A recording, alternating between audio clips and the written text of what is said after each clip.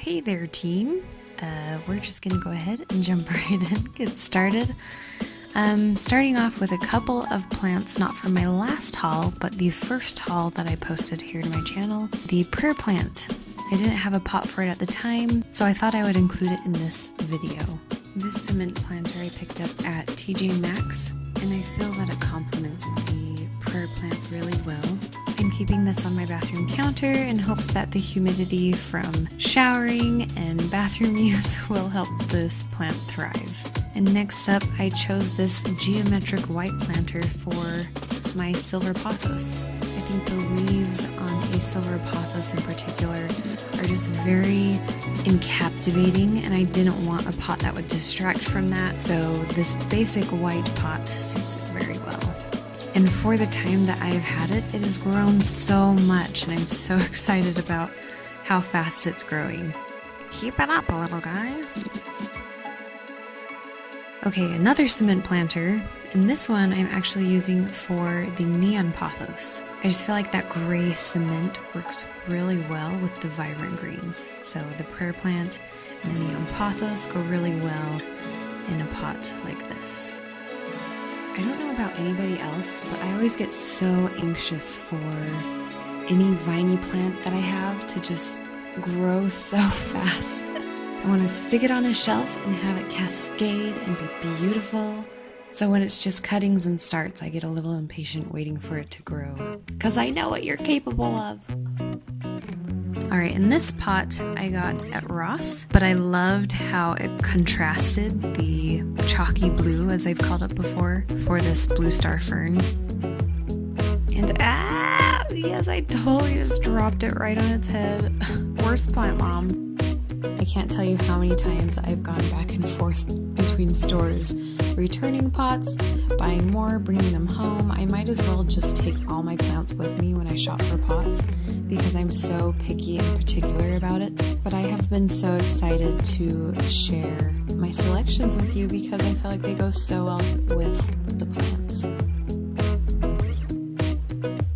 And then I repotted one of my other plants that I had in the house, and that left me with this terracotta pot, and so I decided to put the marble queen pothos into this one. It matched really well, and I love the way this terracotta pot has weathered over the last year or so that I've had it. And again, I just want this to start popping out vines. I still find myself ogling at how beautiful the variegation marks on marble queen pothos are. I can't get over it. It's just too beautiful.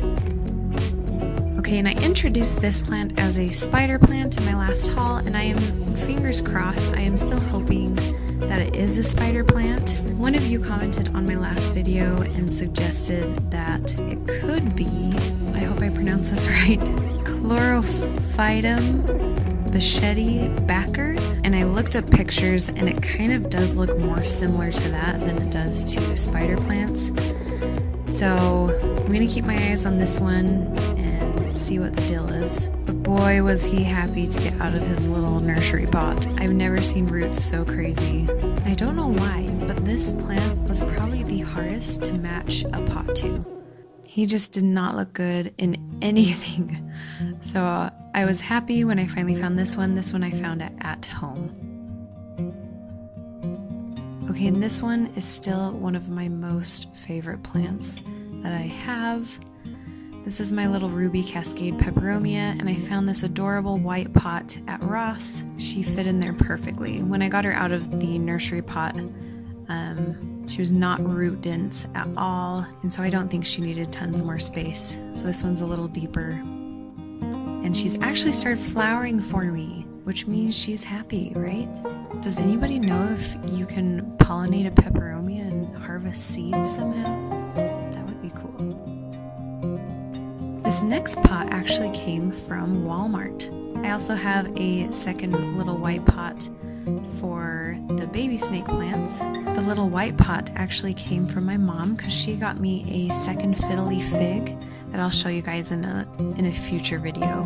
But it fit these tiny little snake plants perfectly, and I love the larger mother plant in the bigger cement planter. You done right by me, Walmart. You done right.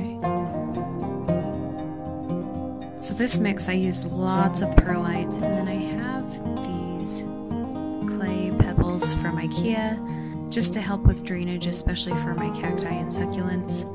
And this one is not going in terracotta, so it's a little experimental just because my cacti and succulents have been loving terracotta, so I've been transitioning most of them. But I loved this little lady in this white pot, so we're gonna try it out and see if she does okay. Someone actually let me know that this is called I think like an old lady cactus, something like that. But the name fits so perfectly. She's got all these little white wispy hairs all over and this bright pink flower crown.